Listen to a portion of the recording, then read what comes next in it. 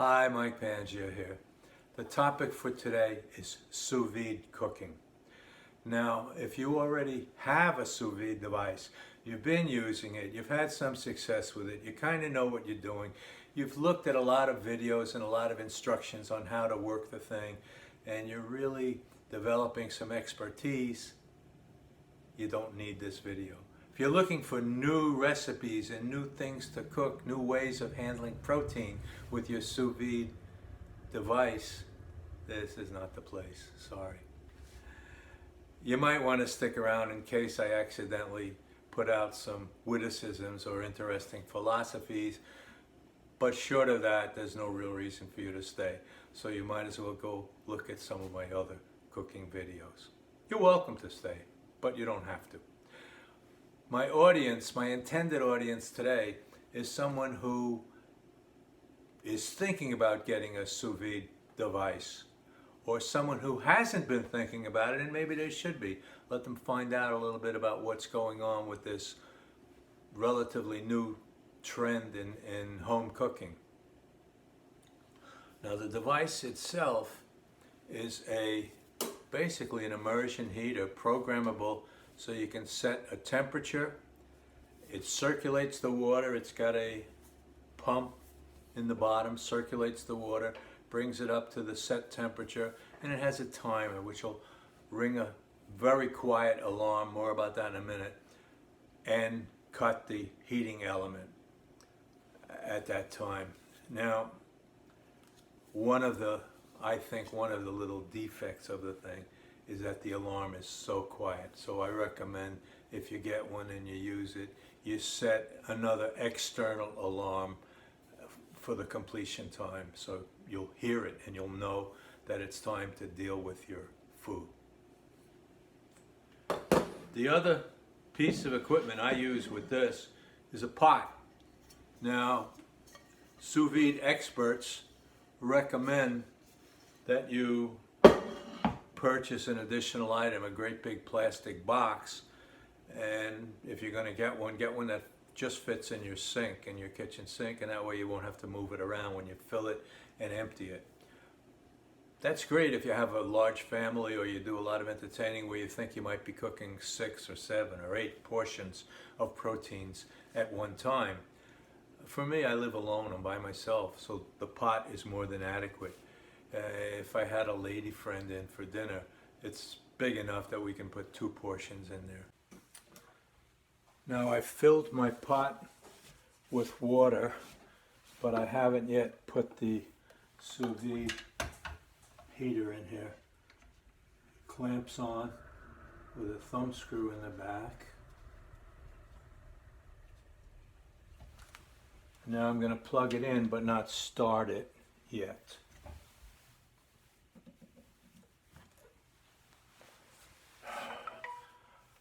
Okay. I have my freezer bag here that we're going to use.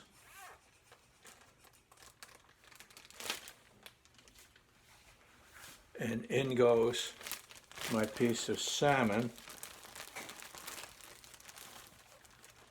Now what we do this before we heat the water up. If you're not going to use my vacuum packer and you're going to use a bag like this, we have to do it before the water gets hot or we're going to burn our fingers. So what I'm doing, I'm pushing it down so that all the air can come up to the top before I zip it closed.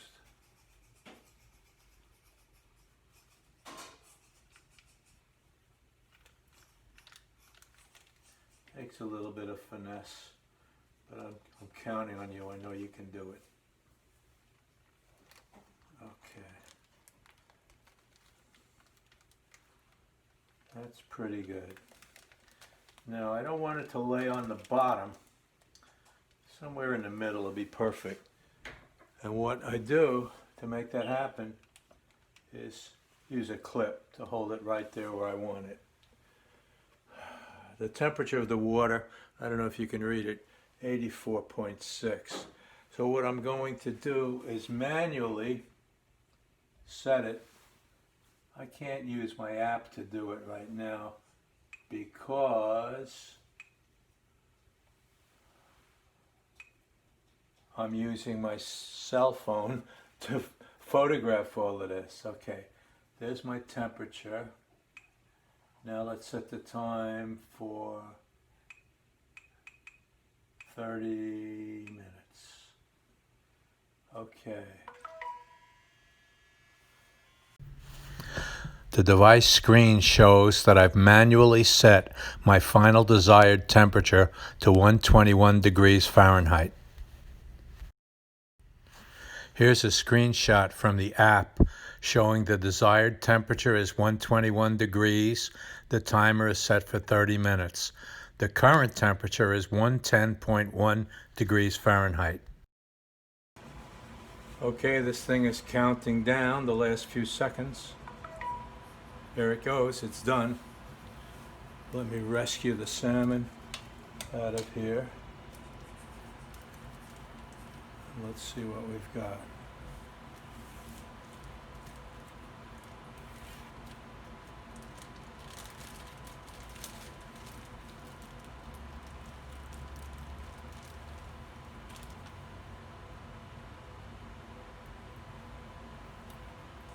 Feels right.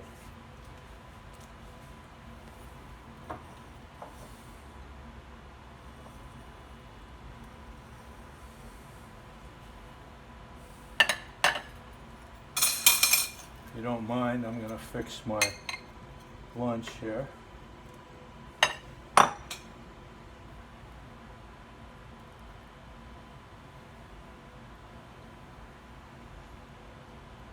Oh, that is perfect. Perfectly cooked. That's the story. Now for those who are more experienced with sous vide that may have stuck with this video just to see if I was going to say anything really humorous, I apologize. I haven't done it. But instead, I'll give you a couple of tips. I already gave you the tip about using the clip to hold the food near the surface or halfway down rather than let it sink to the bottom. That was one free one. Here's another good one.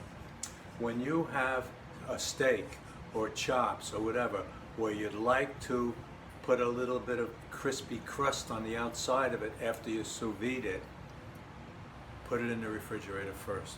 Give it 10 to 15 minutes to cool, and then you'll be able to get a better crispy outer coat on it, browning it. That works for chops and steaks. It also would work for a piece of chicken with chicken skin on it, except give it even more time. Let it get cold, 15 to 20 minutes in the refrigerator. Then put it in your hot cast iron pan or griddle, frying pan, whatever you have, to brown it. That's the story.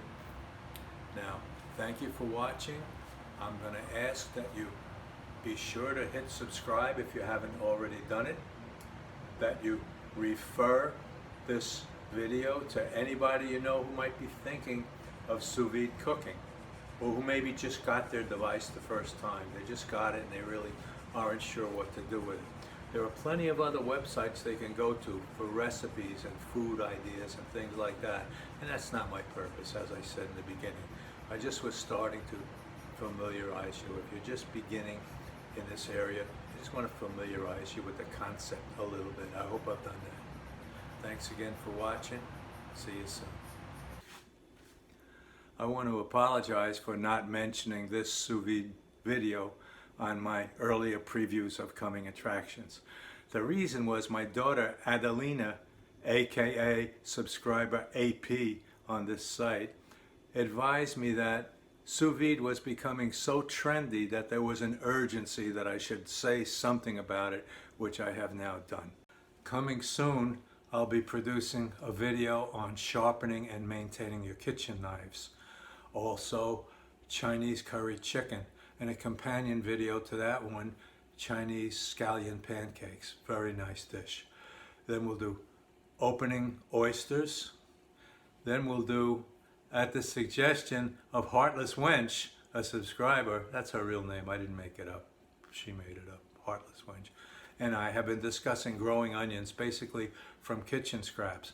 What I was going to do is just photograph, video steps as we went along, starting from cutting up the onions now to prepare them for planting, and then growing the shoots, then planting them outside, then wintering them over, then harvesting them. This takes about a year, so you wouldn't get the final results till a year from now. Then when you start to do it, you're going to go another year. So it's a 2-year process, a little too long. So here's what I decided to do. I've already done this myself. I've already grown them this way. It works really well. But I didn't photograph any of it. So in order to photograph it, I have to start now and start a new batch, which is what I'm doing. But here's what I've decided. Rather than have you wait a year to see the results, then wait another year for you to plant your own, I decided I'll video each step along the way. So I'll call it onion growing number 1, and then number 2, number 3, number 4.